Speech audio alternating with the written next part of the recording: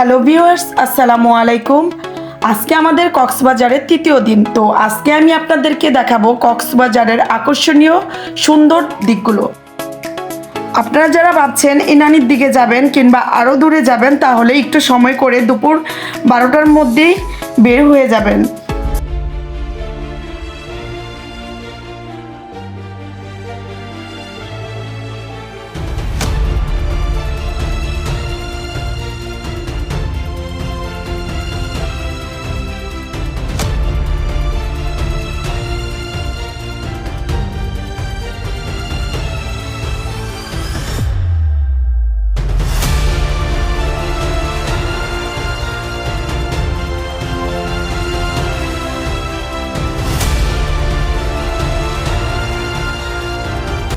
আমরা তিনজন 2টার দিকে খাওয়া দাওয়া করার জন্য হোটেল থেকে বের হয়ে গেলাম।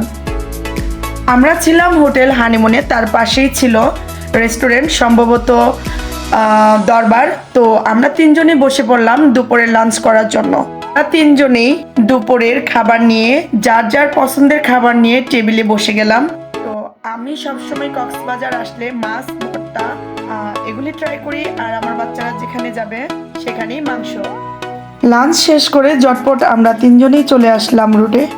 তো ওইখান থেকে একটা অটোরিকশা অনেক দামাদামি করে 500 টাকায় যাওয়ার জন্য ভাড়া করলাম।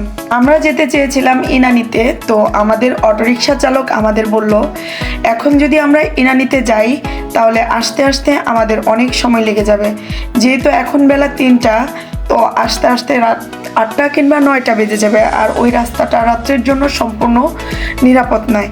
তো আমাদেরকে বললো যে আপনারা হিমছড়ি পর্যন্ত যান, এখানের আকর্ষণীয় কয়েকটা স্থান আমি আপনাদেরকে ঘুরে দেখাবো।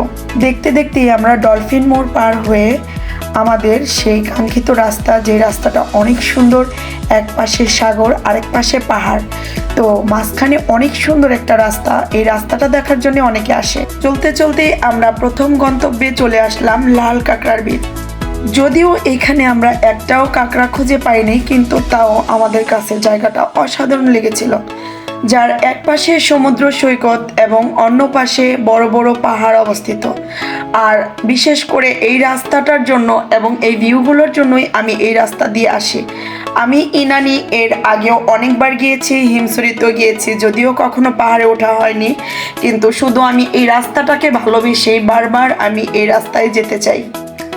এই জায়গায় এসে যদিও আমি একটা কাঁকড়াও দেখতে পাইনি, তবে অসাধারণ ছিল এই জায়গার ভিউটা।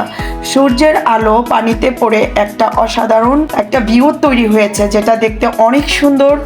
এবং পাশেই পাহাড়, বড় বড় পাহাড়, পাহাড়ের বিভিন্ন রকম গাছ, এবং থেকে থেকে কয়েকটা ঝর্ণাও দেখা যাচ্ছিল। সব মিলে আমরা একটা অসাধারণ ভিউ ফিল করছিলাম। আর সূর্যটা তো পানি ছুঁই ছুঁই অবস্থা, অসাধারণ লাগছিল দেখতে। তো আমরা প্রাকৃতিক সৌন্দর্য নিতে নিতে হঠাৎ সামনে উঠলো যে কেউ যেন একজন প্যারাসিলিং করতেছে। তো ভালোই লাগলো সব মিলিয়ে দেখতে। কিছুটা সময় এখানে ঘোরাঘুরি করে আবার আমরা অটোরিকশায় উঠি। তো আমরা চললাম সামনের দিকে। অটোরিকশা চালক আমাদের বলল যে আমি আপনাদের খুব সুন্দর একটা জায়গা দেখাবো, কিন্তু সেটা কোন জায়গা সেটা আমরা জানতাম না।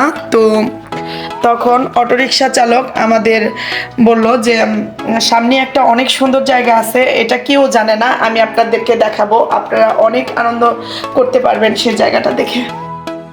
আমরা চলতে চলতেই চারপাশের সৌন্দর্য উপভোগ করতে করতে সামনের দিকে চলতে লাগলাম। কিছুটা সামনে এগিয়ে আমাদের অটোরিকশা চালক রিক্সা থামিয়ে বলল যে একটু ভিতরে যেয়ে দেখেন। তো রাস্তাটা তেমন ভালো ছিল না, একদম যেন পাহাড়ে ওঠারই মতো। তো ভিজা দেখছিলাম, আর বড় বড় পাথরের টুকরা রাখা ছিল। তো আমরা ভাবলাম যে কি আর দেখতে পাবো। তো তখনই আমাদের কানে একটা শব্দ ভেসে আসলো, যেমন ঝর্ণা থেকে পানি পড়ার আওয়াজ, অনেক সুন্দর, আপনারা জানেন। এবং তার আশেপাশেও আমরা কাউকেই দেখছিলাম না, শুধু আমরাই ছিলাম, আর আমাদের পিছনে একটা অটো ছিল। তো যখন আমরা তিনজন একটু একটু করে সামনের দিকে আগাই, যদিও রাস্তাটা কম, তারপরও পাহাড়ের গুহার মতো অনেকটা, আর বড় বড় পাথরের উপর দিয়ে যেতে হয়। তো যখন আমরা নিজেরা একটু ভয় পাচ্ছিলাম, তাও একটু সাহস করে সামনের দিকে আগালাম, তখন আমরা দেখতে পেলাম সামনে সুন্দর দুইটি ঝর্ণা এবং দুই পাশে অবস্থিত দুই পাশ থেকে পানি, স্বচ্ছ সুন্দর পানি পাহাড়ের উপর থেকে নিচে পড়তেছে। আপনারা চাইলে সেই পানিতে গোসলও করতে পারবেন এবং চাইলে সেই পানি ধরতেও পারবেন।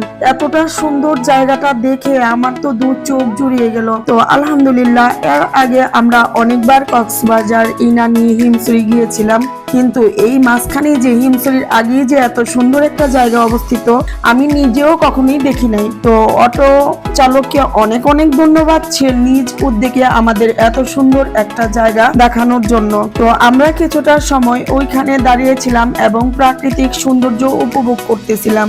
এত সুন্দর দুইটা ঝর্ণা এরকম একটা জায়গায় পেয়ে যাব আমরা কল্পনাও করিনি। যদিও হিমছড়িতে আমরা একটা ঝর্ণা দেখতে পাই, সেটা আমরা সকলেই জানি সেটা মানুষের হাতের তৈরি। তো এইরকম প্রাকৃতিক ঝর্ণা এত কাছের থেকে দেখার সৌভাগ্য আমার এর আগে কখনোই হয় নাই। তাও একটা না দুইটা ঝর্ণা পাশাপাশি, এত সুন্দর ঠান্ডা বাতাস।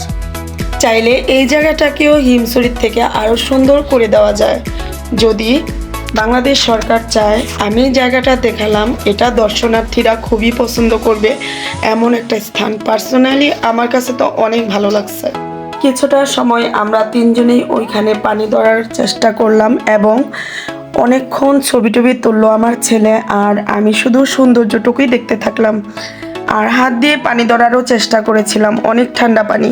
তো আশেপাশে তেমন কাউকেই দেখছিলাম না, শুধু আমাদের পিছনে তিনজন মানুষ ওইখানে আমরা দেখতে পেয়েছিলাম।